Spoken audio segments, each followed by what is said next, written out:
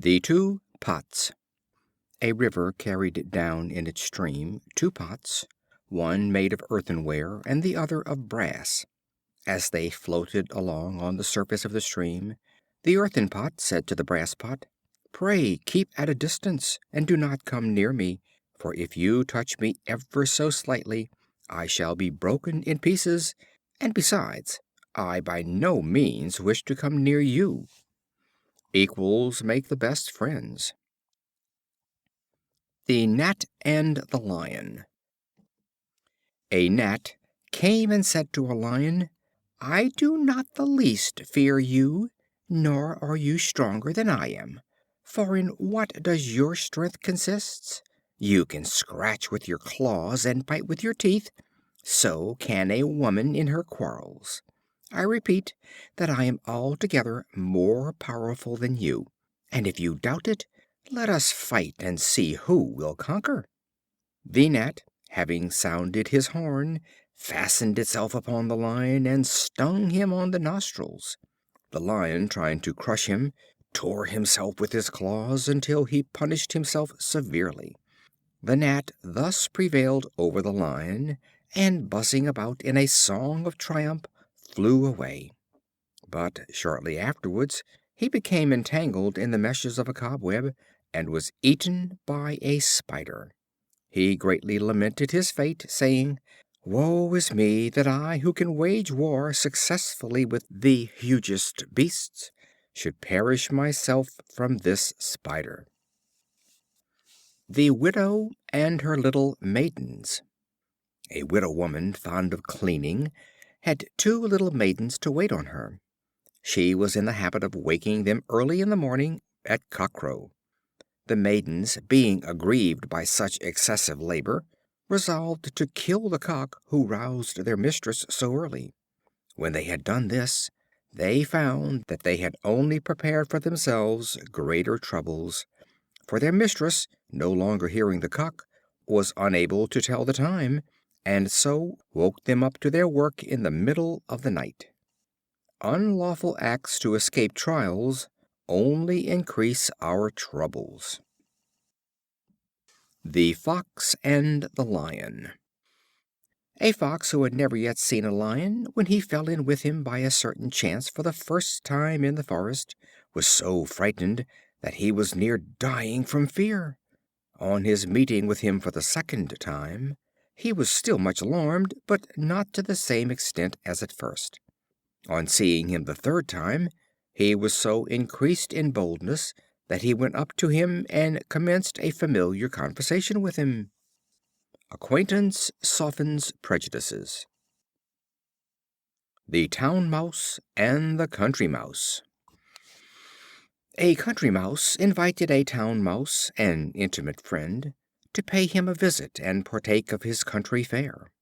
As they were on the bare plough lands, eating their wheat stalks and roots pulled up from the hedgerow, the Town Mouse said to his friend, "You live here the life of the ants, while in my house is the horn of plenty. I am surrounded with every luxury, and if you will come with me, as I much wish you would, you shall have an ample share of my dainties." The Country Mouse was easily persuaded, and returned to town with his friend. On his arrival, the Town Mouse placed before him bread, barley, beans, dried figs, honey, raisins, and, last of all, brought a dainty piece of cheese from a basket. The Country Mouse, being much delighted at the sight of such good cheer, expressed his satisfaction in warm terms, and lamented his own hard fate. Just as they were beginning to eat, some one opened the door, and they both ran off squeaking as fast as they could to a hole so narrow that two could only find room in it by squeezing. They had scarcely again begun their repast when some one else entered to take something out of a cupboard, on which the two mice, more frightened than before, ran away and hid themselves. At last the Country Mouse, almost famished, thus addressed his friend: "Although you have prepared for me so dainty a feast, I must leave you to enjoy it by yourself. It is surrounded by too many dangers to please me. Better a little in safety than an abundance surrounded by danger. The Monkey and the Dolphin. A sailor bound on a long voyage took with him a monkey to amuse him while on shipboard. As he sailed off the coast of Greece, a violent tempest arose, in which the ship was wrecked, and he, his monkey, and all the crew were obliged to swim for their lives. A Dolphin saw the monkey contending with the waves, and supposing him to be a man, whom he is always said to befriend, came and placed himself under him, to convey him on his back in safety to the shore. When the Dolphin arrived with his burden in sight of land not far from Athens, he demanded of the monkey if he were an Athenian, who answered that he was, and that he was descended from one of the noblest families in that city. The Dolphin then inquired if he knew Piraeus, the famous harbor of Athens. The monkey, supposing that a man was meant, and being obliged to support his previous lie, answered that he knew him very well, and that he was an intimate friend, who would, no doubt, be very glad to see him. The Dolphin, indignant at these falsehoods, dipped the monkey under the water and drowned him. He who once begins to tell falsehoods is obliged to tell others to make them appear true, and sooner or later they will get him into trouble. The Gamecocks and the Partridge. A man had two gamecocks in his poultry yard. One day, by chance, he fell in with a tame partridge for sale. He purchased it and brought it home, that it might be reared with his gamecocks. On its being put into the poultry yard, they struck at it and followed it about, so that the partridge was grievously troubled in mind, and supposed that he was thus badly treated because he was a stranger. Not long afterwards he saw the cocks fighting together, and not separating before one had well beaten the other. He then said to himself, "I shall no longer distress myself at being struck at by these gamecocks, when I see that they cannot even refrain from quarreling with each other." Strangers should avoid those who quarrel among themselves. The Boy and the Nettle. A boy was stung by a nettle. He ran home and told his mother, saying, "Although it pains me so much, I did but touch it ever so gently." "That was just it," said his mother, "which caused it to sting you. The next time you touch a nettle, grasp it boldly, and it will be soft as silk to your hand, and not in the least hurt you. Whatever you do, do with all your might." The Trumpeter Taken prisoner. A trumpeter, bravely leading on the soldiers, was captured by the enemy. He cried out to his captors, "Pray spare me, and do not take my life without cause or without injury. I have not slain a single man of your troop. I have no arms, and carry nothing but this one brass trumpet." "That is the very reason for which you should be put to death," they said. "For while you do not fight yourself, your loud trumpet stirs up all the other soldiers to battle." He who incites strife is as guilty as they who strive. The Fatal Marriage. The Lion, touched with gratitude by the noble procedure of a mouse, and resolving not to be outdone in generosity by any wild beast whatsoever, desired his little deliverer to name his own terms, for that he might depend upon his complying with any proposal he should make. The Mouse, fired with ambition at this gracious offer, did not so much consider what was proper for him to ask, as what was in the powers of his Prince to grant, and so demanded his princely daughter, the young Lioness, in marriage. The Lion consented, but when he would have given the royal virgin into his possession, she, like a giddy thing as she was, not minding how she walked, by chance set her paw upon her spouse, who was coming to meet her, and crushed him to pieces. Beware of unequal matches. Alliances prompted by ambition often prove fatal. The Ass and the Charger.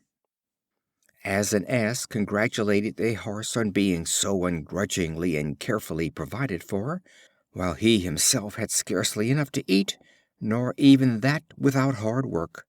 But when war broke out, the heavy armed soldier mounted the Horse and rushed into the very midst of the enemy, and the Horse, being wounded, fell dead on the battlefield. Then the Ass, seeing all these things, changed his mind, and commiserated the Horse, saying, "How much more fortunate am I than a charger! I can remain at home in safety, while he is exposed to all the perils of war." Be not hasty to envy the condition of others. The Vain Jackdaw.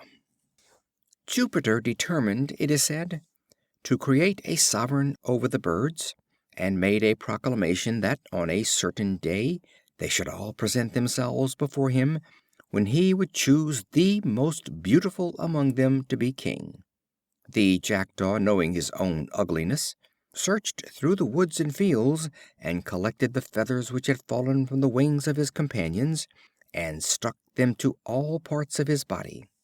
When the appointed day arrived, and the birds had assembled before Jupiter, the Jackdaw also made his appearance in his many feathered finery. On Jupiter proposing to make him king on account of the beauty of his plumage, the birds indignantly protested, and each plucking from him his own feathers, the Jackdaw was again nothing but a Jackdaw. Hope not to succeed in borrowed plumes. The Milkmaid and her pot of milk. A maid was carrying her pail of milk to the farmhouse, when she fell a musing. The money for which this milk will be sold will buy at least 300 eggs. The eggs, allowing for all mishaps, will produce 250 chickens. The chickens will become ready for market when poultry will fetch the highest price, so that by the end of the year I shall have money enough to buy a new gown. In this dress I will go to the Christmas junketings, when all the young fellows will propose to me, but I will toss my head and refuse them every one. At this moment she tossed her head in unison with her thoughts, when down fell the milk pot to the ground, and broke into 100 pieces, and all her fine schemes perished in a moment. Count not your chickens before they are hatched. The Playful Ass. An Ass climbed up to the roof of a building, and, frisking about there, broke in the tiling. The owner went up after him, and quickly drove him down, beating him severely with a thick wooden cudgel. The Ass said, "Why, I saw the Monkey do this very thing yesterday, and you all laughed heartily, as if it afforded you very great amusement." Those who do not know their right place must be taught it. The Man and the Satyr. A Man and a Satyr once formed a bond of alliance. On a very cold wintry day, as they talked together, the Man put his fingers to his mouth and blew on them. On the Satyr inquiring the reason, he told him that he did it to warm his hands. Later on in the day they sat down to eat, the food prepared being quite scalding. The Man raised one of his dishes towards his mouth and blew in it. On the Satyr again inquiring the reason, he said that he did it to cool the meat. "I can no longer consider you as a friend," said the Satyr. "A fellow who with the same breath blows hot and cold I could never trust." A man who talks for both sides is not to be trusted by either. The Oak and the Reeds. A very large oak was uprooted by the wind and thrown across a stream. It fell among some reeds, which it thus addressed: "I wonder how you, who are so light and weak, are not entirely crushed by these strong winds."